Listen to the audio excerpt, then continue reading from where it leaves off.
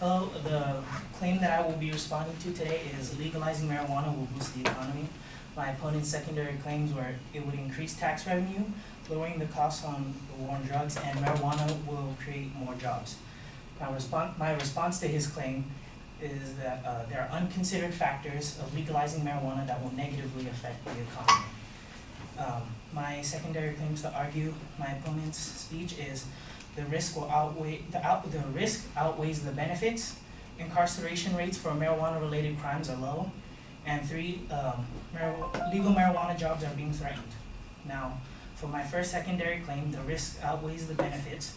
According to a study conducted by the Institute of Highway Safety, they compared the car collision rates of states that had legalized marijuana versus its neighboring states where marijuana was illegal. Their study concluded with a 3% increase of car collisions in states that legalize marijuana. The reason why I bring this up is because that it's one of the costs that need to be considered when the discussion of whether marijuana should be legal in a state. Now, to relate this to the economy, according to the National Highway Traffic Safety Administration, they did a study that found that car collisions have an economic burden of about $871 billion annually. And with a 3% increase of car collisions, that would add an additional $26.1 billion to the already $871 billion. Now, the reason why I bring this up is because my opponent brought up that after a 7-year period, the government would amass a $57.1 billion profit, but as you can see from the extra money coming from the increased car collisions, it would only take 2.5 years to develop a bigger cost than a profit that would be amassed after 7 years. Now, on to my secondary claim. Incarceration rates for marijuana is low. In my opponent's speech, he brought up the statistic that about 600,000 people are arrested every single year for marijuana-related crimes, and about 570,000 of those people are arrested for merely possessing marijuana. Now, while this is a large amount of people, after doing further analysis on that statistics and looking up the analysis from other news articles, I found, such as Civilized Life, they found that for every 20,000 people that were arrested for merely possessing marijuana, only about 92 of them were sentenced to jail. Now, to put that into perspective, 570,000 people, only about 2,600 of them are sentenced to jail. Now, you could also argue that the rest of those people that are released and given citations and tickets, those tickets and the money developed from those tickets can be used for profit and to actually boost the economy during times of a recession. Now, for my third and final secondary claim, legal marijuana jobs are being threatened. According to a Bloomberg News article, an analysis of a report from BDS Analytics, which is a website where they post reports of the cannabis market and its trends, they found that legal distribution centers are closing due to being outcompeted by the black market. Now, the reason why they're being outcompeted is because that legal distribution centers have stricter rules and regulations, and they have to put a 15% tax increase on all of their products. And compared to the black market, they don't have to follow the same regulations, and they can charge a cheaper price than what legal distribution centers can charge.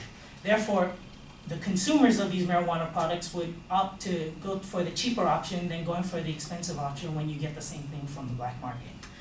Now, according to the same BDS Analytics report, the legal to illegal distributor ratio is about 1 to 5 in large cities in California.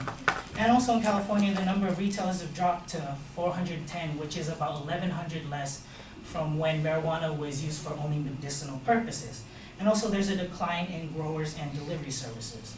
All of this means is that with the legalization of marijuana in California, there are actually less jobs being created because these legal distribution centers that are supposed to pop up everywhere in the state are actually closing due to being outcompeted by the black market. In conclusion, though the use of marijuana has become more socially acceptable, the economic ramifications need to be considered and possibly solved in order for the potential benefits to be realized. Thank you.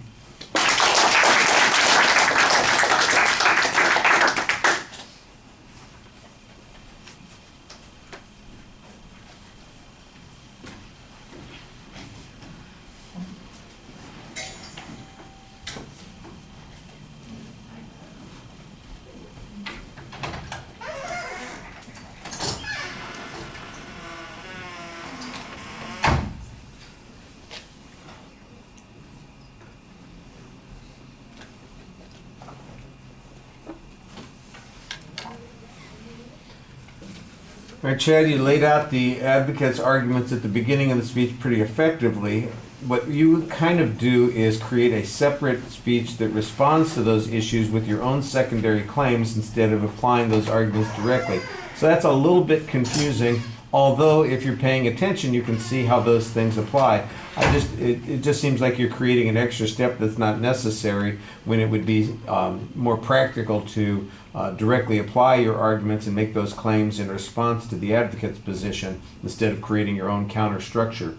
The evidence on the first point I thought was pretty effective, suggesting that there are cost factors that are involved in legalization that haven't been considered.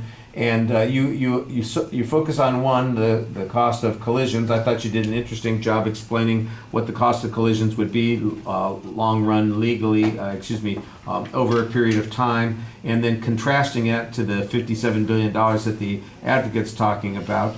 That within 2 years we'd wipe that out, and so we would constantly be running behind when it came to cost. That's assuming that is in fact a causality issue, which given the way the advocate's making their argument, I think might be a reasonable press to make.